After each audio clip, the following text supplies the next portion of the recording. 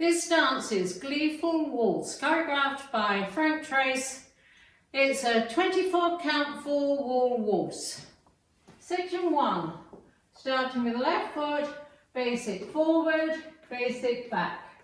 Section 2, basic with a quarter left, basic back.